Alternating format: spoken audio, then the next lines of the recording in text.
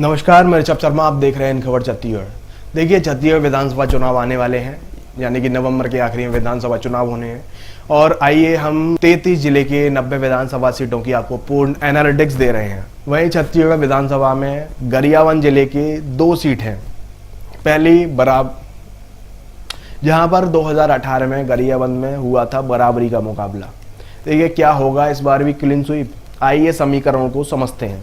देखिए, छत्तीसगढ़ के गरियाबंद जिले की बात करें तो यह राज्य का आध्यात्मिक रूप से महत्वपूर्ण जिला है। विशेषकर जिले के राजिम और छत्तीसगढ़ का प्रयाग कहा जाता है। जिले की राजनीति की बात करें तो पिछले विधानसभा चुनाव में यहाँ की 2 में से एक सीटें कांग्रेस और बीजेपी ने जीती हैं। खास बात यह है कि मध्य प्रदेश के दौरान पूर्व मुख्यमंत्री से नाता रखने वाले अमितेश शुक्ला जिले की राजिम विधानसभा सीट से विधायक हैं।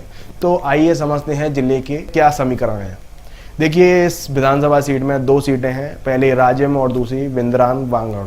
देखिए, पहली अगर राजिम की बात करें तो 2018 में यहाँ से अमितेश शुक्ला जो कि इंडियन नेशनल कांग्रेस के प्रत्याशी हैं वो जीते थे। उनको कुल 99,000 के तकरीबन वोट मिले थे और सामने वाले पार्टी यानी बीजेपी के संतोष उपाध्याय को उन्होंने तकरीबन 58,000 वोट से हरा दिया था।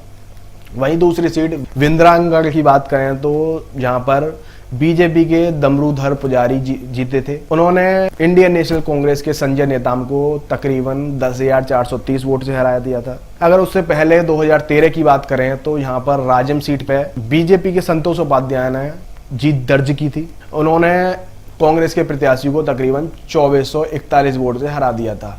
वहीं विंद्रानगढ़ की बात करें तो यहाँ पर भी बीजेपी के प्रत्याशी गोवर्धन मांझी जीते थे। अगर उससे पहले ले चलें आप तो राजिम सीट पर प्रत्याशी अमितेश शुक्ला इंडियन नेशनल कांग्रेस के जीते थे। उन्होंने बीजेपी के प्रत्याशी को 3900 वोटों से हरा दिया था।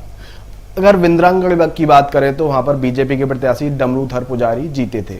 डमरूधर पुजारी को तकरीबन 57,500 वोट मिले थे और जो जीत का अंतर था वो दोनों के बीच 16,700 वोटों का तकरीबन था। अगर उससे पहले 2003 की बात करें तो राजिम सीट पर बीजेपी के प्रत्याशी चंदूलाल साहू जीते थे और उन्होंने कांग्रेस के अमितेश शुक्ला को तकरीबन 11,800 वोट से हरा दिया था। और वहीं विंद्रानगढ़ में ओंकार शाह यानी इंडियन नेशनल कांग्रेस के प्रत्याशी ने जीत दर्ज की थी और यह जीत का आंकड़ा 8,700 वोट के आसपास था। यानी कि इंडियन नेशनल कांग्रेस के प्रत्याशी ने बीजेपी के प्रत्याशी को हरा दिया था। देखिए, अब समीकरणों को देखी जाए तो एक बार बीजेपी और एक बार कांग्रेस, ये कहीं ना कहीं देखने को मिलता है। तो फिलहाल कांग्रेस के प्रत्याशी हैं यहाँ पर, तो मामला देखने को मिलता सकता है कि बीजेपी जीते, लेकिन जनता है, कुछ भी कर सकती है। तो कौन जीतेगा यहाँ से कौन हारेगा वो जनता फैसला करेगी, लेकिन इस बार बीजेपी की कहीं ना कहीं जीत दिखाई देती है अगर समीकरण को देखें तो, क्योंकि एक बार बीजेपी और एक बार कांग्रेस इस तरीके से यहाँ पर जीत दर्ज हुई है इतिहास में। आगे जो भी अपडेट होगी वो हम आपको देते रहेंगे। तब तक के लिए आप देखते रहिए इन खबर छत्तीसगढ़ और चैनल को सब्सक्राइब करना जरा भी ना भूलें। Thank you.